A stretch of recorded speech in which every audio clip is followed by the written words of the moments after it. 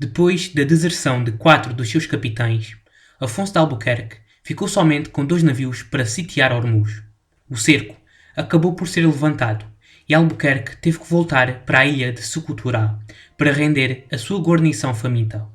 Em agosto de 1508, o português rumou de novo a Ormuz, porém encontrou o seu forte inacabado, ocupado pelas forças da ilha, algo que provocou a segunda retirada. Em meados desse ano, Albuquerque e o vice-rei da Índia, Francisco de Almeida, entraram em contacto, sendo que o primeiro escrevia furiosamente sobre os desertores da sua frota. O vice-rei, numa carta que não chegou a ser enviada, exprimiu a dor que sentia pela morte do seu filho e atribuía as culpas a Albuquerque. Depois da deserção de Ormuz, os portugueses ficaram divididos em 2 fações e Albuquerque, ferido por esta deserção, jurou nunca mais aparar a barba até que a cidade fosse conquistada.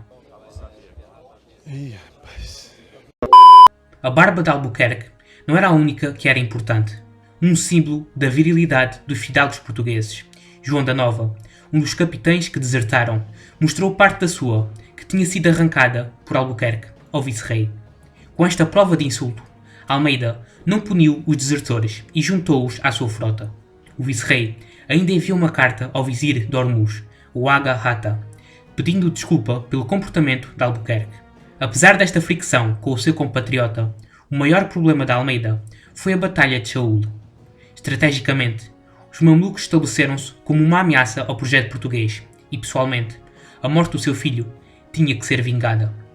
Segundo as palavras que se acredita que o próprio disse, quem come a galinha tem de comer o galo ou pagar o preço.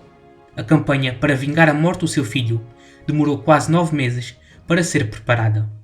Esta demora deveu-se à monção e ao compromisso anual de carregar a frota de especiarias. Entretanto, o vice-rei recebeu uma carta de Dom Manuel I, onde este, influenciado pelos relatos de capitães dissidentes e cortesãos invejosos, se queixava e o acusava de má administração, abuso de autoridade, de ser incapaz de proteger a Malaca e de não o informar. Ainda em 1508, Almeida descobriu que Albuquerque seria o seu substituto e a distância entre as prioridades reais e as de Almeida aumentava. No final do ano, o objetivo principal de Almeida era a destruição da frota mameluca e, em dezembro, ele tinha reunido uma frota de 18 navios e 1.200 homens. Na véspera da partida desta, o vice-rei escreveu ao rei, justificando as suas ações, refutando as acusações feitas contra ele, pedindo desculpa e preparando-se para a morte. Para Almeida, a batalha vindoura decidiria o destino dos portugueses na Índia. Antes da carta ser selada, a frota de Albuquerque chegou a Cochin. Os dois reuniram-se. Albuquerque reivindicou o posto de governador da Índia, porém Almeida lembrou que o seu mandato só acabava em janeiro. Depois deste encontro, a frota de Almeida zarpou, subindo a costa ocidental da Índia, para acabar com a ameaça mameluca e vingar a morte de Lourenço. Depois da vitória em Shaul, os muçulmanos ficaram inspirados, e vários povos ficaram com esperança de que os portugueses podiam ser expulsos do Oceano Índico. Depois de saber da derrota portuguesa, o Samorim preparou-se para enviar navios para fortalecer a frota mameluca, mas esta força não estava nas suas melhores condições. O comandante desta frota, Hussein Musrif, sabia que os portugueses voltariam, e a sua posição não o deixava confiante. Os seus navios estavam danificados. Ele perdeu vários homens em Shaul, e a aliança com o governador de Diu, Malik Ayash, era incerta. Bater em retirada não era uma opção, e Musrif foi obrigado a esperar por reforços. Enquanto subia a costa, a frota de Almeida pilhava, e no final de dezembro ela chegou a Dabul, lugar onde 2 anos antes uma frota liderada por Lourenço de Almeida não defendeu navios mercantes aliados, que acabaram por ser saqueados. O vice-rei decidiu vingar-se, e na madrugada do último dia do ano, Dabul foi bombardeada e assaltada pelos portugueses. O entreposto comercial não conseguiu resistir e teve a sua população massacrada.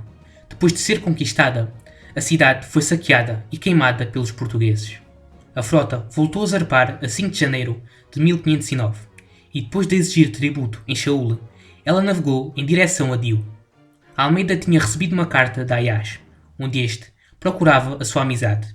Garantia o bem-estar dos portugueses capturados em Shaul e fornecia informação sobre a disposição da frota mameluca.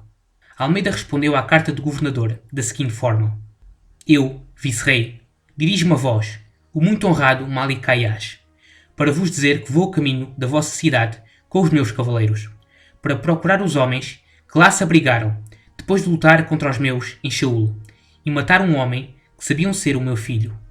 E vou com a fé em Deus nas alturas, para me vingar deles e de quem os ajudou. E se não os encontrar, a vossa cidade não me escapará. Pagará por tudo, e vós também, por os ter desajudado tanto em Shaul. Informo-vos de tudo isto, para estar preparado quando eu chegar. Vou a caminho. Estou na ilha de Bombaim, como o homem que lhe entregou esta carta atestará. Muito obrigado por terem assistido ao vídeo. Para apoiarem o canal, inscrevam-se, deixem o vosso gosto e comentário, ativem as notificações e sigam-me nas minhas redes sociais que estão na descrição.